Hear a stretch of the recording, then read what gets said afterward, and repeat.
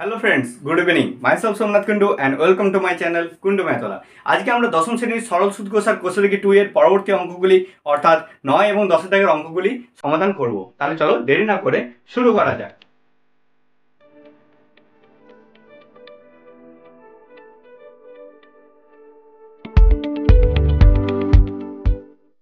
তাহলে বন্ধুরা দেখো, আমরা এবার 9 নম্বর অঙ্কে চলে এসেছি। এই অঙ্কটি তোমাদের একটু জটিল প্রকৃতির হতে চলেছে, তাই খুবই মনোযোগ সহকারে দেখো এবং শেষ পর্যন্ত দেখতে থাকো, যাতে তোমরা অঙ্কটি পুরো বুঝতে পারো। কি বলছে দেখো, একটি কৃষি সমবায় সমিতি তার সদস্যদের বার্ষিক 4% সরল সুদের হারে কৃষি ঋণ দেয়, কিন্তু ব্যাংক থেকে টাকা ধার করলে বার্ষিক 7.4% হারে সরল সুদ দিতে হয়। একজন কৃষক যদি ব্যাংক থেকে টাকা ধার না করে সমবায় সমিতির সদস্য হয়ে সমিতি থেকে 5,000 টাকা কৃষি ঋণ নেন, তাহলে তার বছরে সুদ বাবদ কত টাকা বাঁচবে হিসাব করে লিখি। তাহলে দেখো, আমরা এটা প্রথমে কিভাবে করব। আমাদের দুটো সুদ বার করতে হবে, একটা হচ্ছে যে আমাদের সমবায় সমিতির এবং আরেকটা ব্যাংকের। তাহলে আমরা প্রথমে দেখো সমবায় সমিতিরটা বার করছি। সমবায়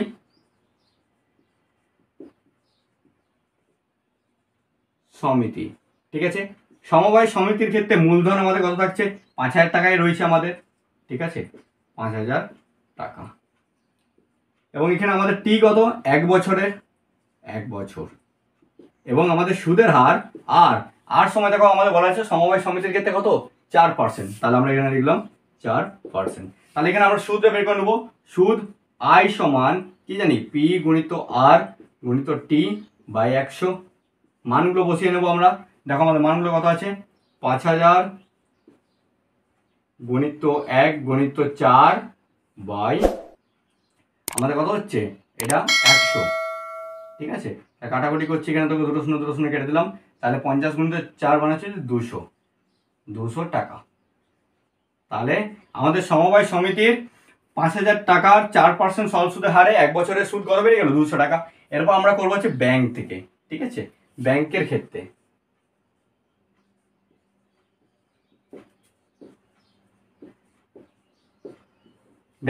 আমাদের মূলধন কত? 5,000 টাকাই হবে।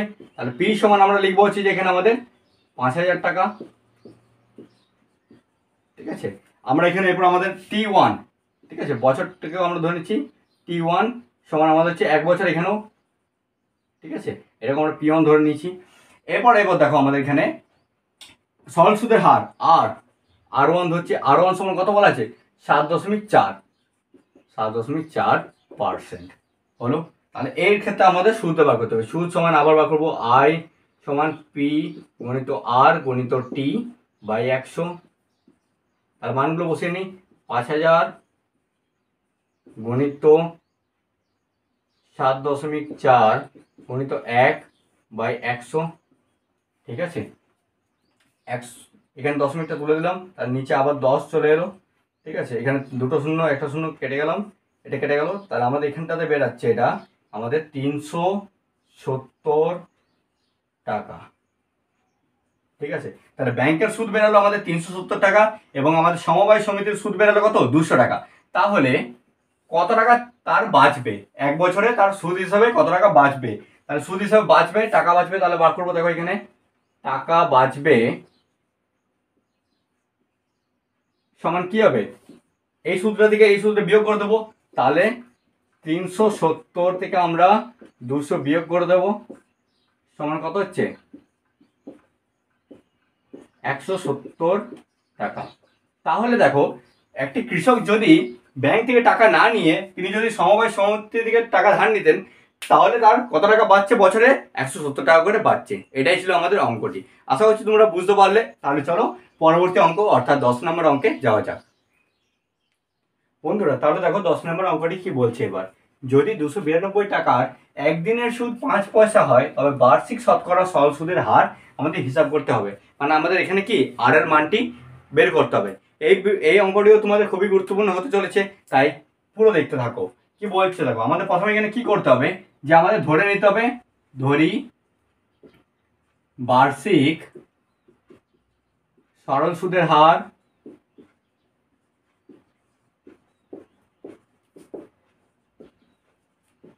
সমান কি ধরে নিতে হবে? আমাদের আর পার্সেন্ট আমাদের ধরে নিতে হবে, ঠিক আছে। এরপর আমাদের দেখো এখানে সময় আমাদের কত বলা আছে? একদিন বলা আছে, এটাকে আমাদের বছরে করতে হবে। তাহলে এখানে সময় t1, ঠিক আছে। আমরা বা টি ধরছি, সময় টি সমান আমাদের কী করতে হবে, এখানে আমাদের একদিন বলা আছে, এটাকে আমাদের বছরে কনভার্ট করতে হবে। তাহলে কী হবে, 1/365, কারণ 365 দিনে 1 বছর হলো। এরপর দেখো আমাদের এখানে সুদ বলে দেওয়া আছে, মানে এখানে আমাদের সুদ আয় সমান বলে দেওয়া আছে কত, 5 পয়সা। এবার আমরা পয়সাটাকে আমরা টাকাতে ভেঙে নেব, টাকাতে কনভার্ট করলে আমাদের কি হবে, 100 দিয়ে ভাগ করতে হবে, 5/100 টাকা হবে, হলো এটা আমাদের। আচ্ছা, এরপর আমাদের এখানে কি বলা আছে, মূলধন। মূলধন পি সমান আমাদের কত বলা আছে এখানে, 292 টাকা। এটা আমাদের এতগুলো জিনিস বেড়ে গেল। এরপর আমরা সুদের সূত্র প্রয়োগ করাবো। আমরা সুদ আয় সমান আমরা কি জানি, পি গুণিত আর গুণিত টি বাই 100, এটা আমাদের সুদের সূত্র, তাই তো। এবার মানগুলো আমরা বস করে নিই। পি সমান কত, 292 গুণিত আর আমাদের কত বলা আছে, আর আমাদের ধরেছি আমরা আরই আছে, এবং টি আমাদের কত আছে দেখো, 1/365, 1 নিচে 365 আর 100টা ছিল, ঠিক আছে। এটা হলো আমাদের। এরপর আমাদের দেখো এইটা আমাদের কি বেরালো, সুদ বেরালো, কিন্তু একটা আমাদের অঙ্ক সুদ বলে দেওয়া আছে। তাহলে আমরা কি শর্তে এই সুদটা সমান এই সুদটা আমরা বলতে পারি, শর্তে 292 আর বাই 365 গুণিত 100 সমান আমরা বলতে পারি 5/100, ঠিক আছে। এবার কোনাকুনি আমরা গুণ করব, কোনাকুনি গুণ করলে কত হচ্ছে, 292 গুণিত আর গুণিত 100 সমান 365 গুণিত 100 গুণিত 5। এরপর 292 এবং 100টা কি আর সঙ্গে গুণ আছে, সমানের ওইদিকে নিয়ে গেলে ভাগ হবে, নিয়ে যাব, বা আর সমান আমাদের কি হবে, 365 গুণিত 100 গুণিত 5 বাই কী হবে, এটা আমাদের 292 গুণিত 100, এটা হলো আমাদের।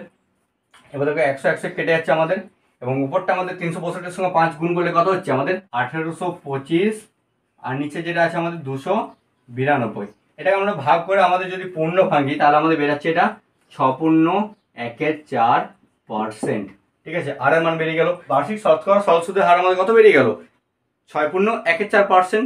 আশা করছি তোমরা আজকের এই দুটি অঙ্ক খুব সুন্দরভাবে বুঝতে পেরেছো। যদি তোমরা এই অঙ্কগুলির ওপর তোমাদের কোনো প্রশ্ন থাকে অবশ্যই কমেন্ট সেকশনে জানাবে, আমি তোমাদের উত্তর দিয়ে সেগুলি তোমাদের প্রবলেমগুলি সলভ করার চেষ্টা করব। তাহলে চলো দেখা হচ্ছে পরবর্তী ভিডিওতে।